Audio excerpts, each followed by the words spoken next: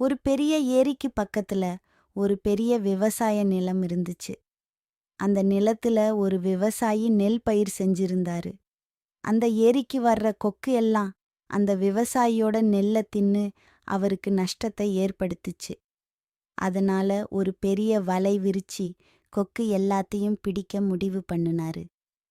அந்த விவசாயி மறுநாள் வந்து பார்க்கறப்ப அந்த வலையில நிறைய கொக்கு மாட்டிக்கிட்டு இருந்துச்சு.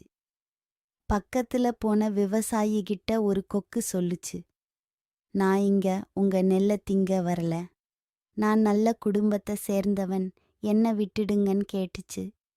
அதுக்கு அந்த விவசாயி சொன்னாரு, நீ வேணும்னா நல்லவனா இருக்கலாம். ஆனா நீ பிடிபட்டது திருடர்கள் கூட உன்னை தவிர எல்லா கொக்குகளும் என்னோட பயிரை திங்க வந்ததுதான். அதுங்களோட கூட்டு சேர்ந்ததும் உனக்கு கண்டிப்பா தண்டனை உண்டுன்னு சொன்னாரு. நீதி கூடா நட்பு கேடாய் முடியும். உங்கள் நண்பனை வைத்தே நீங்கள் மதிப்பிடப்படுகிறீர்கள்.